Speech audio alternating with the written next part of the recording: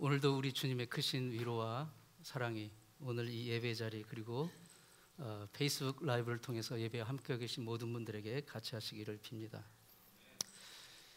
오늘 읽으신 사사기 15장은 삼손이 나귀 턱뼈를 가지고 블레셋 사람 사이의 서사입니다. 승리의 감격에 겨워 노래를 지어 부르기도 했고요. 그리고 노래를 부르다가 이제 목이 말라서 지쳐 정말 죽을 것 같은 그런 상황에 하나님께 부르짖었더니 하나님께서 그 자리에서 샘물이 솟게 하셨습니다. 그 샘의 이름은 에나꼬레라고 하는데 부르짖는 자의 샘이라는 뜻입니다. 하나님은 부르짖는 자에게 정말 메마른 땅 같은 상황에서도 샘물이 솟게 하시는 하나님이십니다. 이 이야기를 통해서 우리의 신앙생활에 정말 생명력 있고 살아있는 그런 신앙생활이 되게 하는 세워주는 정말 필수적인 세 가지 기초가 무엇인지를 같이 묵상하시면서 오늘 우리에게 말씀하시는 하나님의 음성 듣기를 원합니다. 우리의 신앙생활이 정말 살아있는 생명력 있는 신앙생활로 세워주는 정말 귀중한 기초가 바로 예배입니다. 신앙생활은 예배를 통해 하나님이 부어주시는 힘과 능력을 입는 그런 자리입니다. 고린도 후서 4장 7절 말씀에 우리가 이 보배를 질그릇에 가졌으니 이는 능력의 심이 큰 것이 하나님께 있고 우리에게 있지 아니함을 알게 하려 함이라. 아멘. 우리가 하나님보다 더 능력이 있다면 우리가 하나님을 예배할 이유가 없습니다.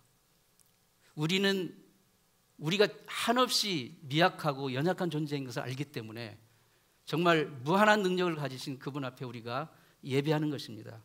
우리에게 능력의 심이 큰 것이 우리에게 있지 않고 하나님께 있기 때문에, 그리고 우리가 질그릇이기 때문에 우리가 늘 하나님 앞에 나와 예배하는 것입니다. 모든 권세와 모든 능력이 하나님께 있고 하나님으로부터 오는 것을 우리가 믿습니다. 본문 14절 15절 말씀이 삼손이 레히의 이름에 블레셋 사람이 그에게로 나가며 소리 지르는 동시에 여호와의 신의 권능이 삼손에게 임하매 그 팔 위의 줄이 불탄 삼과 같아서 그 결박되었던 손에서 떨어진지라 삼손이 나귀 새 턱뼈를 보고 손을 내밀어 취하고 그것으로 1,000명을 죽이고. 우리가 성경을 읽으실 때 솔로몬 하면 뭐가 떠오르십니까? 지혜, 그렇죠? 삼손 하면 힘, 능력, 그렇습니다. 삼손 이야기를 실제로 읽어보면 정말 우리가 평소에는 생각할 수 없는 엄청난 괴력을 발휘를 해가지고 이스라엘의 원수들을 물리치는 그런 정말 무용담들이 나옵니다. 놀라운 장면들이 많이 나와요. 그런데 그게 삼손이 천부적으로 어렸을 때부터 태어날 때부터 아예 큰 힘을 이제 타고난 것입니까? 아닙니다. 그게 아니고 여호와의 신의 권능, 즉 하나님의 영이 그에게 강하게 임함으로 그가 능력을 입어서 그러한 많은 놀라운 기적을, 엄청난 힘을 발휘할 수 있었던 것입니다. 하나님의 영이 임하니 길가에 그냥 흔히 나뒹기는 그런 짐승 턱뼈 하나를 가지고도 적군 1,000명을 물리치는 것입니다. 하나님의 능력이 임하니 정말 흔한 것도 축복의 도구, 기적의 도구가 될 수가 있는 것입니다. 지금 여러분이 가지고 계신 것이 무엇입니까?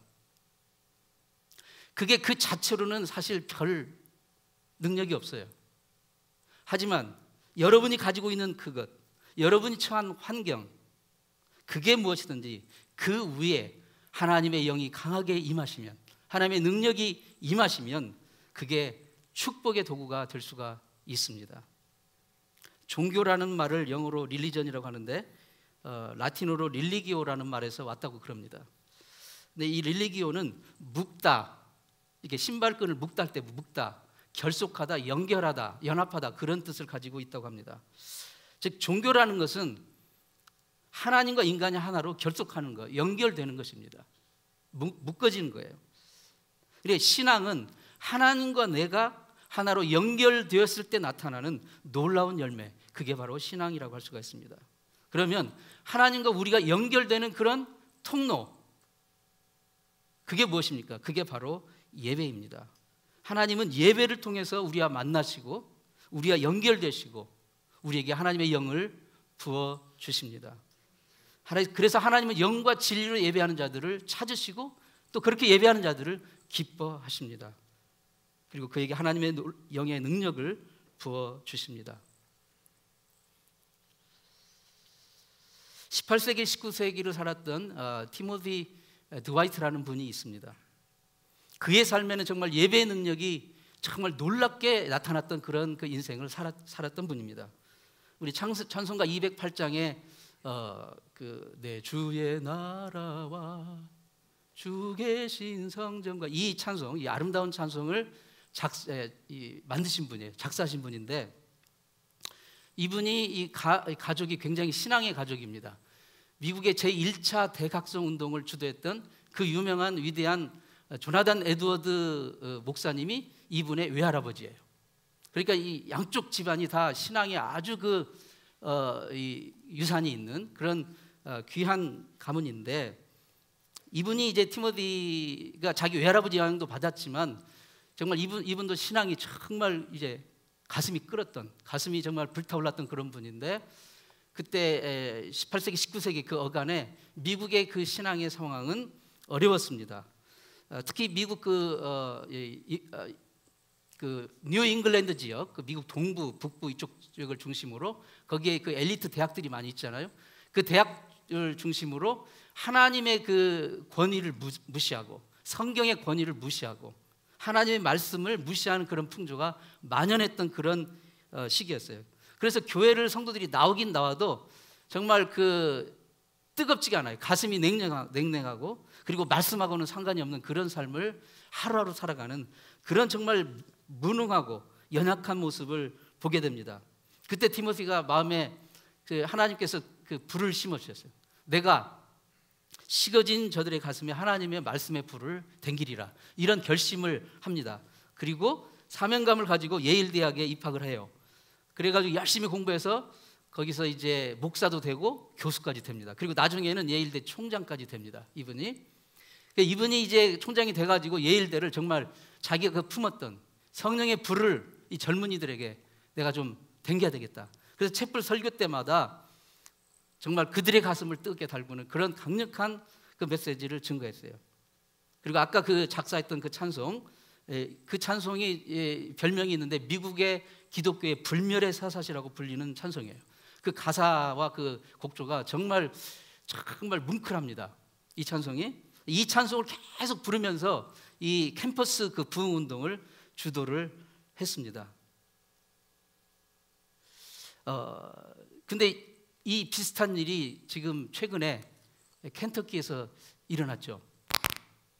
최근 2월 초에 이달 초에 켄터키 그 남동부 에스버리 대학이라는 대학에서 무려 11일 동안 누가 시켜서가 아니고 이렇게 자발적으로 예배를 드리기 시작했는데 막 성령이 감동을 하셔가지고 계속 11일 동안 밤낮 단 1시도 쉬지 않고 계속해서 말씀 전하고 기도하고 찬양하고 막 엎드려서 기도하고 막 철야로 기도하고 1시간도 쉬지 않고 24시간 계속 돌면서 10하루 동안 계속 이 예배를 드렸어요. 놀라운 일이 일어났어요. 그래서 뭐 캠퍼스에서 학생들, 교직원들, 직원들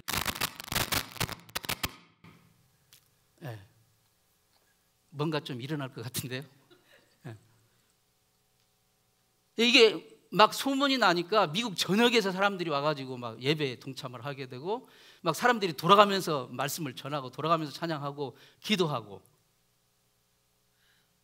10하루가 진행이 되니까 결국 이제 총장님께서 교수회를 열어가지고 이게 이렇게 수업을 못하니까 그래서 너무 좋은 일이고 너무 감사한 일인데 수업은 하자고 하면서 일단은 중지를 했어요. 중지를 했는데 정말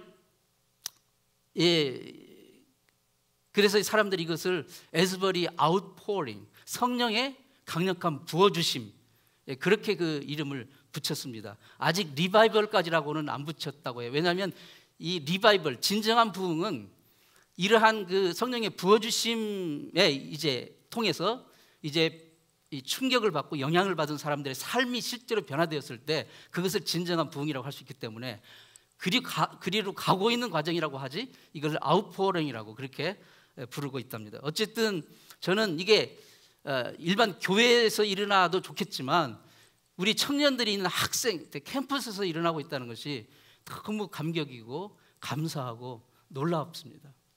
예, 놀라워요. 신약에서 최초로 선교사를 파송한 교회는 시리아의 안디옥 교회입니다. 시리아의 안디옥 교회가 있는데요. 안디옥에서 최초로 이제 바울과, 당시 이름은 사울이었죠, 바울과 바나바를 소아시아로 선교사로 파송을 합니다. 그때 당시 파송하게 된 그런 상황을 사도행전 13장 2절에는 이렇게 설명을 해주고 있는데요. 그렇게 되어 있습니다. 주를 섬겨 금식할 때에 성령이 이르시되 내가 불러 시키는 일을 위하여 바나바와 사울을 따로 세우려 하시니 이에 금식하며 기도하고 두 사람에게 안수하여 보내니라. 여기에서 주를 섬겨라고 있는 구절을 한국말은 섬겨라는 말로 번역을 했는데 영어 성경은 워십, 실제 원어에도 워십, 주를 예배할 때 그렇게 되어 있어요. 주를 예배할 때. 그러니까 성도들이 모여 주님을 예배하고 금식하며 기도하면서 예배 드릴 때 성령께서 임하셔서 그들에게 말씀하시고 그들에게 일꾼을 세우라고 하신 거예요.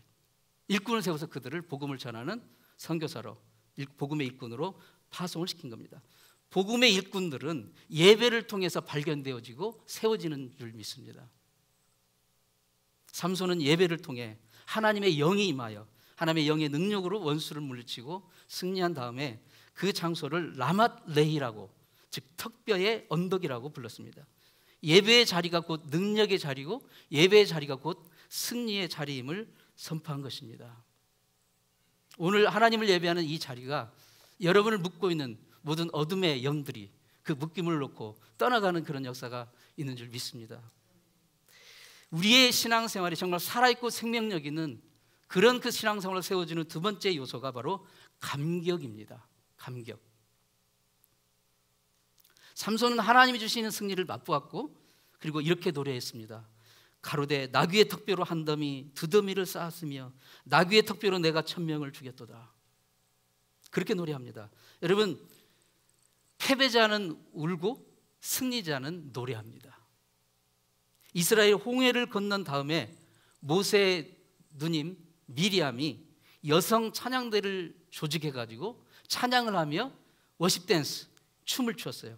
그러면서 출애굽기 15장 20절에 이렇게 노래합니다. 미리암이 그들에게 화답하여 이르되 너희는 여호와를 찬송하라. 그는 높고 영화로우시며 말과 그 탄자를 바다에 던지셨음이로다. 여러분, 노래는 어떻게 나옵니까? 감동과 감격에서 나오는 게 노래입니다. 아무런 감정 없이, 감격 없이 노래를 부른다고 한번 상상해 보세요. 여러분, 그게 노래입니까? 아니죠. 노래는 감동과 감격이 있어야 그게 노래가 되는 겁니다. 하나님이 우리 삶 가운데 죄의 속박을 깨트리고 구원의 은혜를 주셨음에도 불구하고 우리가 노래를 하지 않는다면, 찬양을 하지 않는다면 왜 그렇습니까? 우리의 마음 가운데 신앙의 감격이, 구원의 감격이 사라졌기 때문입니다.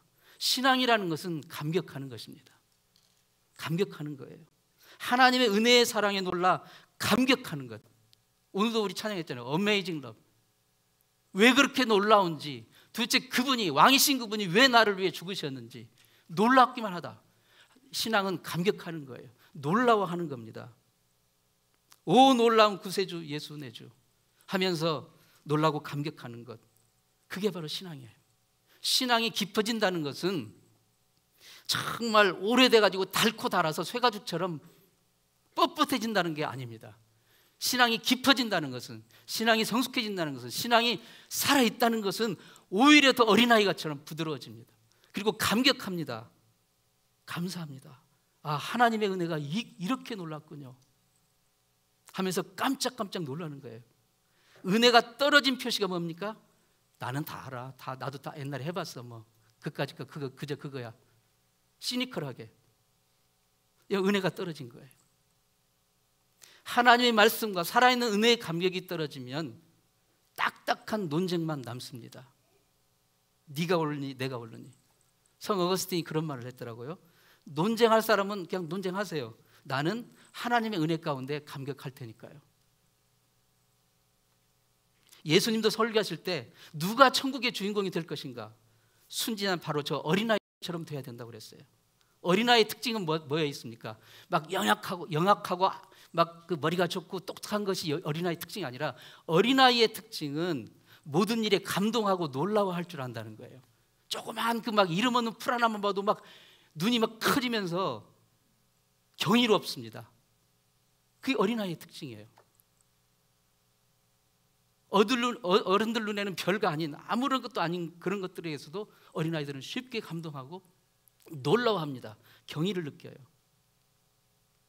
그게 바로 천국의 특징입니다. 감동하는 거, 감격하는 거. 그게 우리의 신앙을 살아있게 하는 것입니다.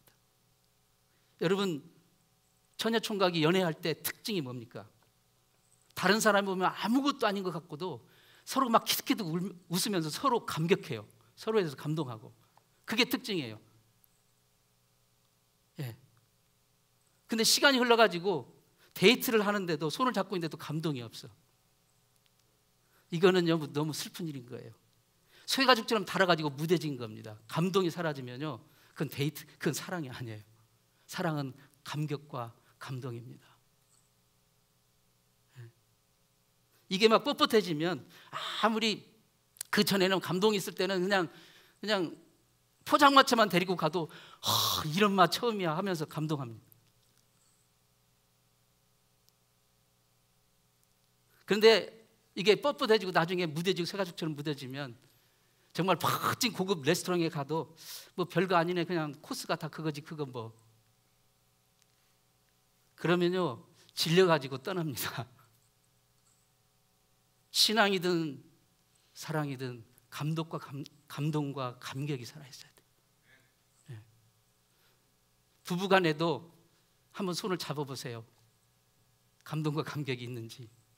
없으면 회개하고 기도하세요. 소 닭 보듯이 그렇게 하면 안 됩니다. 살아있는 신앙의 표시는 하나님의 사랑과 그 은혜에 감격하고 감동하는 거예요. 감격하고 감동하는 거예요. 성경에 예수님의 그 칭호가 많이 나오잖아요. 예수님의 그 별칭이 전능자, 평강의 왕, 만왕의 왕, 구세주, 치유자, 공급자. 그분을 표현하는 칭호가 많이 있는데 그 중에 하나가 뭐냐면 놀라움입니다. 놀라움. 원더풀 원, 원더풀 카운셀러. 이사야 9장 6절에 이는 한 아기가 우리에게 낳고 한 아들을 우리에게 주신 바 되는데 그 엽기는 정사를 메었고 그의 이름은 기묘자라. 놀라운 분이다, 그런 뜻이에요. 놀라운 분. 네. 예수님의 특징이 놀라움입니다. 감동입니다. 감격입니다. 놀라우신 그분을 모시고 있는 우리가 그 놀라우신 하나님의 은혜와 사랑을 감동하지 못하고 뻣뻣하고 있다는 것, 그 자체가 놀라운 일 아닙니까? 저는 예수를 잘 몰라요. 그 미술 같은 거 볼 그런 눈이 없어요. 그래서 사실 재미없는 사람입니다. 이렇게 전시회 같은 것을 이제 갈 기회가 있어도 막 다른 사람들은 하는데 저는 아무런 감동이 없어요. 감동이 없어서 정말 미치겠어요. 왜 그러냐면 저는 그런 감각이 없어요. 음악은 조금 제가 느껴요. 하지만 미술은 더 그래요. 근데 막 그 감동하고 감격하는 거 보면 부러워요. 하나님 나에게 저런 감격, 그 신미안을 좀 주셨으면 얼마나 좋았을까. 주님도 마찬가지입니다. 주님을 알면 알수록, 주님을 섬기면 섬길수록, 그분을 사랑하면 사랑할수록 우리는 그분의 그 경이로움에 놀랍고 감격하고 감동하는 거예요. 그게 살아있어야 됩니다. 시편 8편 4절에 사람이 도대체 무엇이 간데 주께서 그를 생각하시며 인자가 도대체 무엇이 간데 주께서 저를 돌보십니까? 놀랍습니다. 이런 고백이잖아요. 이런 고백. 하나님이 누구신지에 대한 관심도 없고 그분의 은혜와 사랑에 대한 절실한 그 마음으로 이렇게 깨달아지는 그게 없으면 이런 표현을 해도 아 그렇습니까? 근데 그게 나오고 무슨 상관입니까? 이렇게 지나가는 거예요. 20세기의 가장 위대한 설교자 중 한 명으로 평가받고 있는 강해 설교가 마틴 로이드 존스 목사님은 영국에서 원래 의사였었는데 이분이 이제 목사님으로 설교를 하시는데 정말 놀라운 파워풀한 설교를 하셨어요. 근데 그분이 그리스도인이 누구인가, 그리스도인이 누구인가를 이렇게 정의했어요. 그리스도인이란 자기가 용서받았다는 사실을 당연하게 여기지 않고 그것에 감격할 줄 아는 사람. 그리스도인은 감동하는 사람, 감격하는 사람으로 정의를 한 거예요. 맞는 말씀입니다. 시간이 흐를수록, 인생을 살면 살수록, 나이를 먹으면 먹을수록 나는 다 알아, 다 해봤어 나도 하고 쇠가죽처럼 마르고 무뎌지는 사람이 아니라 가슴이 더 뜨거워지고 가슴이 더 뭉클해지고 하나님의 그 경이로운 사랑에, 하나님의 경이로운 일하심에 감격하고 놀라는 사람, 그게 진정으로 살아있는 그리스도인입니다. 세 번째로 우리의 그 신앙생활이 감격하고 살아있는, 생동하는 그 신앙생활을 세워주는 세 번째 요소는 재충전의 안식입니다. 재충전의 안식.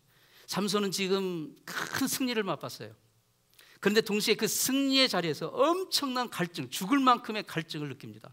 그러면서 이렇게 고백해요. 삼손이 18절 19절에 심히 목이 말라 여호와께 부르짖어 이르되 주께서 종의 손을 통하여 이 큰 구원을 배고프셨지만 내가 인자 목말라 죽어서 할례 받지 못한 자들의 손에 떨어지겠습니다 하니 하나님이 레이에서 한 우묵한 곳을 터뜨리시니 거기서 물이 솟아나오는지라. 삼손이 그것을 마시고 정신이 회복되어 소생하니 그러므로 그 샘 이름을 에낙고레라 불렀으며 그 샘 이름이 오늘까지 레이에 있더라. 여기서 에낙고레는 부르짖는 자의 샘이라는 뜻입니다. 이 땅에서 우리가 맛보는 어떤 성취, 승리, 그것은 영원히 지속되는 것이 아닙니다. 네.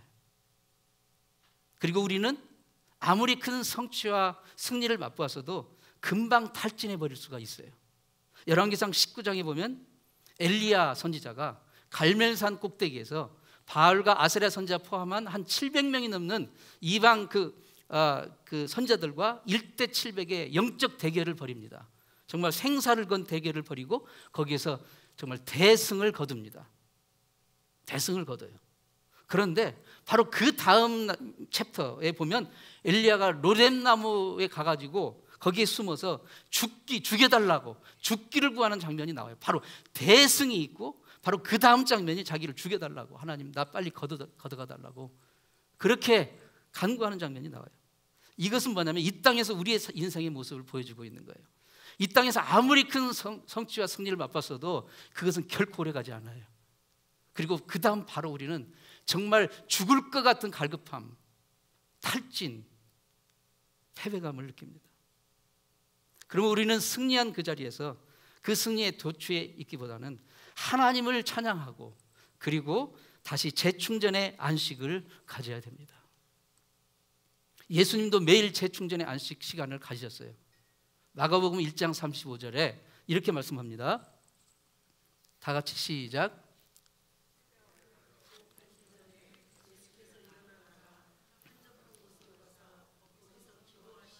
아멘. 한적한 곳으로 가셨어요. 한적한 곳에. 예수님은 낮 시간 동안에는 막 열심히 복음을 전파하시고 기적을 행하시고 병자를 일으키시고 죽은 자 살리시고 정말 사역에 엄청난 승리와 이제 성취를 이루십니다. 그러나 그분은 저녁이 되고 또 새벽이 되면 반드시 한적한 곳에 가셔서 하나님과 독대하며 하나님께 기도하며 영적인 재충전, 하나님 안에서 안식함을 누리신 거예요. 성도들은 반드시 하나님 안에서 재충전의 안식의 시간을 가져야 됩니다. 이 말은 직장 다니지 말고 쉬라는 말이 아닙니다. 우리가 해야 될 일들은 늘 합니다. 그러나 아까 그 사도 바울 고백처럼 능력의 힘이 큰 것이 나에게 있지 않고 하나님에게 있다는 것을 우리는 알아야 돼요. 우리가 아무리 많은 것을 지금 이루고 있고 노력하고 성취하고 있다 할지라도 그것은 우리가 계속 붙잡고 있을 수가 없다는 거예요. 우리는 항상 위로부터 입혀지는 하나님의 영으로의 채워짐을 입어야 됩니다. 이게 좀 말장난 같지만 세상에서는 휴식과 안식을 별 구분하지 않아요. 안식은 조금 성경적 기독교적인 좀 용어입니다. 사실 그 사바스, 그 안식. 근데 이제 우리 세상에서 그냥 휴식 이렇게 말을 하는데 저는 좀 이걸 구분하고 싶어요. 그냥 휴식은 그냥 일하다가 피곤해서 지쳐서 잠깐 테이크 브레이크, 그야말로 쉬는 거예요. 그냥. 하지만 성경적인 그런 그 관점에서 안식은 그냥 무조건 그냥 손 이렇게 손 놓고 쉬는 게 아니라 뭐냐면 이건 영적으로 재충전하는 그런 의미예요. 이 안식, 성경적 안식은 휴대폰을 한번 예를 들어볼까요? 휴대폰을 쓰다가 이제 배터리가 다 돼가지고 막 거의 끝날 쯤 쉬면 우리는 어떻게 해요? 전원을 끄잖아요. 그럼 그것은 그냥 테이크 브레이크예요. 그냥 쉬는 거예요. 근데 그때 어떻게 해요? 이제 이 플러그를 어디에 꽂죠? 충전기에다 꽂잖아요. 꽂으면 처음에는 빨간불 됐다 점점 노란불 됐다 나중에는 그린불이 되잖아요. 이게 바로 안식이에요. 재충전하는 거예요. 네, 재충전하는 거예요. 그 재충전은 우리가 예수 안에서 하나님과 독대하며 하나님께 기도하며 재충전의 안식을 갖는 거예요. 그래서 이 참된 안식은 축복입니다. 예수 안에서 하나님 안에서 우리가 참된 안식을 하는 것은 재충전이고 축복이에요. 위로부터 능력을 힘입는 거예요. 우리가 이렇게 주일날 교회에 나와서 예배하는 것은 휴식이 아니라 안식입니다. 하늘의 신령한 은혜로 다시 재충전하는 시간이기 때문에요. 세상에 일주일 동안 얼마나 여러분 수고하셨습니까? 얼마나 피곤하십니까? 심신이. 네, 고단한 줄 압니다. 정말 1시간이라도 더 자면 좋겠을 거예요. 오늘 아침에. 그렇죠? 네. 그냥 휴식하고 싶어요. 그냥 아무 생각 없이 그냥 무조건. 그러나 거기에서는 진정한 의미의 재충전이 되지 않아요. 우리가 주님 앞에 나와 하나님과 만나 예배하면 삼손이 그 하나님의 영의 강력한 아웃포어링, 그 이마 부어지심을 입었을 때 다시 힘을 얻었듯이 바로 오늘 다 달았던 우리의 그 배터리를 하나님의 영으로 플러그인 해서 재충전하는 그런 이 시간이 영적인 재충전의 시간이에요. 이게 진정한 안식입니다. 우리의 눈은 몸의 기관 중에 피로를 가장 빨리 캐치하는 기관이라고 그럽니다. 여러분 피곤하면 눈이 제일 먼저 막 쑤시고 피곤하고 막 침침하시죠? 그렇죠? 네. 이 눈의 피로를 덜기 위해서 우리는 되게 뭐 합니까? 한 50분 일하고 한 10분은 막 눈을 감고 있고 막 그러잖아요. 근데 뭐 그것도 뭐 나쁜 방법은 아니지만 안과 의사들에 의하면 오히려 그 10분 동안 눈을 그냥 감고 있는 것보다는 차라리 눈을 뜨고 밖에 가서 푸른 하늘, 먼 곳을 이렇게 쳐다보면서 눈을 이렇게 움직이는 거예요. 그게 더 눈의 피로를 빨리 이게 덜어주는 그런 효과가 있다고 합니다. 먼 곳을 움직이며 쳐다보고 있으라는 거예요. 푸른 하늘을. 우리의 영적인 시력도 그렇습니다. 여러분 삶에 가까운 것들이 무엇이에요? 여러분 삶을 한번 지금 순간적으로 생각해 보세요. 여러분 삶에 가까이 있는 것들 보세요. 가까이 있는 것들을 상상해 보세요. 자, 그것들은 기분 좋은 것들입니까? 골치 아픈 것들입니까? 풀어야 할 숙제들입니까? 처리해야 될 문제들입니까? 어떤 게 더 많아요? 솔직히 가까이 있는 것들 생각해 보세요. 골치 아픈 것들 많아요. 그렇습니다. 근데 그걸 계속해서 보게 되면 계속해서 붙들고 씨름하면서 보게 되면 어때요?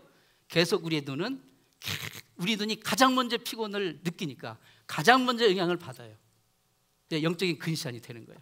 계속 아침 막 저녁 쉴 새 없이 그것만 생각하고 거기만 몰두하고 그것만 바라보고 그거 붙들고 있으면 계속해서 우리는 빠져드는 거예요. 그때 한 50분에 한 10분 정도는 하루에 시간을 내서 하나님 안에서 안식하는, 멀리 바라보는, 즉 눈을 들어 하나님을 바라보는, 눈을 들어 하나님을 바라보는 그 시간을 가져야 돼요. 내 눈을 들어 산을 보라. 나의 도움이 어디서 오나? 나의 도움이 천지를 지으신 여호와 하나님에게로서다. 그렇게 고백하잖아요. 영적인 시력을 회복하는 거예요. 삼손이 목말라 하나님께 부르짖었을 때 하나님은 그곳에 한 우묵한 곳을 터치사 샘을 솟게 하셨어요.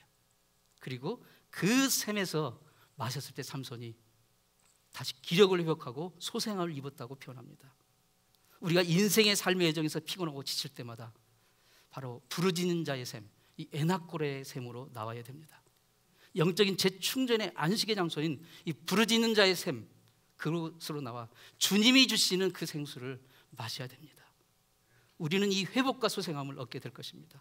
우리의 신앙생활은 가면 갈수록 쇠가죽처럼 닳고 말라 뻣뻣해지는 것이 아니라 오히려 더 부드러워지고 살아 생동하고 감격이 살아있고 고백하는, 바로 그러한 살아있는 신앙생활, 하나님을 예배하는 예배를 통해서 이것이 회복되기를 바라고요.